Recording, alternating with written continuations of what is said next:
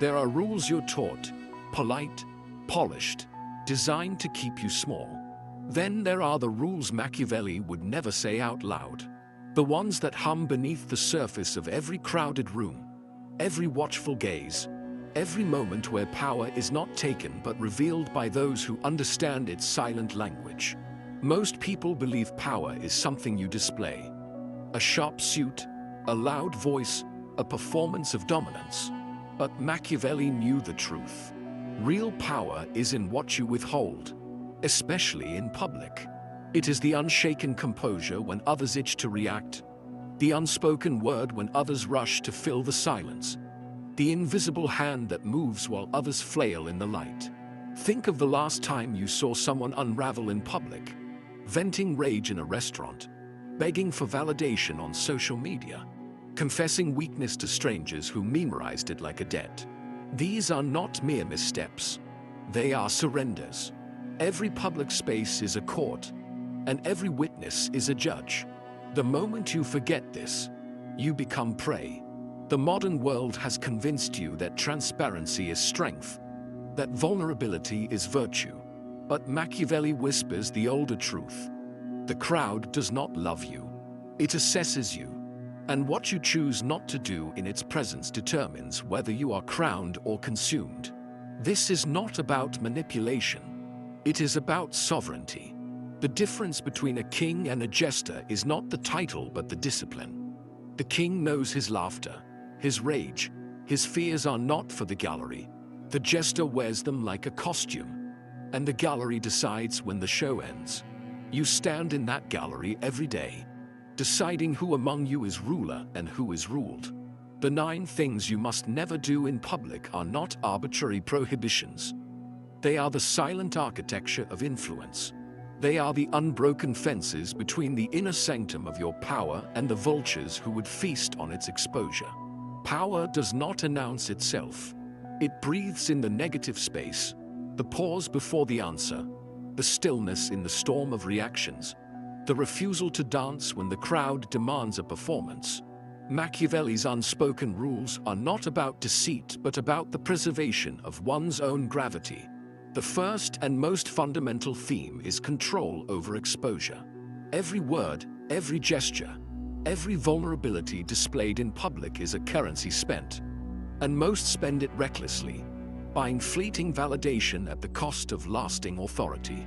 The second theme is the illusion of accessibility. The modern world worships the idea of the relatable, the approachable, the humanized. But Machiavelli understood that too much familiarity breeds contempt, not loyalty. The ruler who dines with the people too often becomes just another face at the table. Then there is the third theme, the theater of perception. Public space is not a place for authenticity in its rawest form. It is a stage where the wise perform with precision, revealing only what serves their purpose. This is not hypocrisy. It is the recognition that power exists in the gap between what is known and what is withheld. The fool believes transparency will earn trust. The strategist knows that mystery commands respect.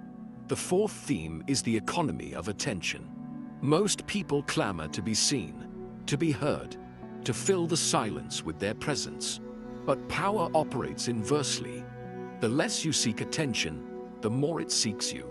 The most dangerous person in the room is often the one who does not speak. Underlying all of this is the fifth and most ruthless theme, the law of scarcity. Value is dictated by rarity. If your emotions, your secrets, your weaknesses are abundant in the public domain, they become worthless. If they are scarce, they become leverage. Machiavelli's genius was in recognizing that power is not just about what you do. It is about what you deny others the privilege of seeing. The moment you let the crowd dictate your actions, you have already lost. Consider the scorpion and the tortoise, one armored in silence, the other armed with venom. Both survive the desert, but only one is ever approached without caution. There is a fable whispered in the halls of power about a prince who won his crown not by the sword, but by mastering the art of disappearance. While his rivals paraded their wealth and victories through the streets, begging for applause. He let the people's imaginations do the work. They filled his absence with legends, his silences with meaning, until his very existence became a myth too potent to challenge. This is the essence of symbolic power. What is unseen grows larger in the mind than what is displayed. History itself is a gallery of such narratives. The Mona Lisa's smile endures not because it is bright or bold, but because it is elusive, an enigma that refuses to be solved. The Sphinx does not answer questions. It devours those who demand them. Machiavelli's rules operate in this same shadow realm, where the greatest leverage is the unknown. Think of the politician who never tweets his grievances, the CEO who never explains a strategy, the artist who never dissects his own work.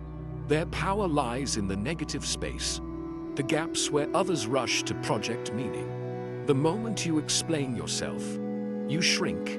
The moment you react, you cede control. There is a deeper, almost cosmic irony here. The more you try to own the narrative, the more it owns you. Social media has turned this truth inside out, convincing millions that visibility equals victory. But the ancient games of influence have not changed, only the arena. The Roman senators knew that a rumor murmured in the right ear could topple an emperor faster than any army. The samurai understood that a sword kept sheathed was more feared than one blooded by petty battles. These are not mere tactics. They are reflections of a universal law. The sun blinds when stared at directly, but casts the longest shadows when observed at dusk. Power, too, is most potent when it lingers at the edges of perception. The modern world has turned the public square into a hall of mirrors. Every gesture reflected, distorted, and weaponized before you can blink. Yet Machiavelli's principles remain shockingly applicable, not because human nature has changed, but because we've forgotten how to navigate its currents. Consider the executive who responds to provocations with glacial calm while rivals exhaust themselves in reactive theatrics.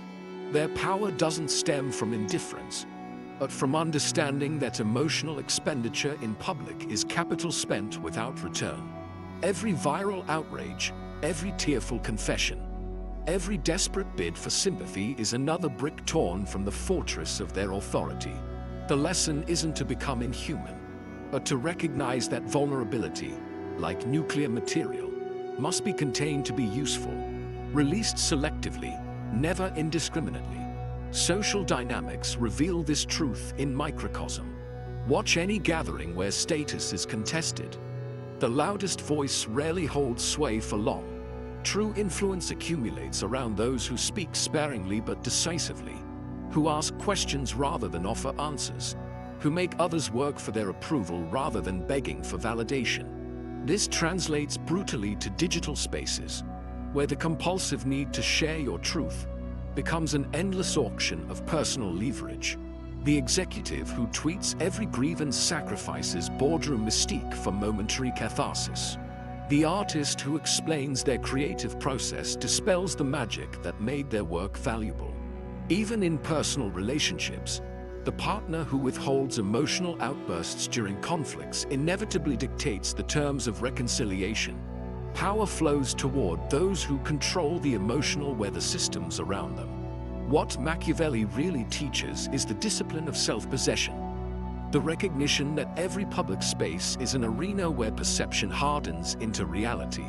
This isn't about becoming cold or calculating, but about reclaiming sovereignty over the parts of yourself too precious to leave unguarded.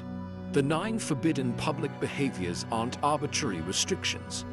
They're the moat around your inner citadel. Start observing yourself with new rigor. When do you rush to fill silences? When do you trade dignity for the cheap currency of being understood?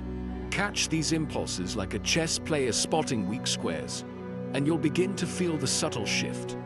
Less reactivity, more gravitational pull. The world will try to provoke you into surrender, to make you perform your humanity on demand. Your power lies in refusing the script.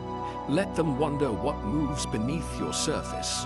Let your absence speak louder than their presence. And when you must step into the light, do it not to plead your case, but to let them feel the weight of what you've chosen not to show.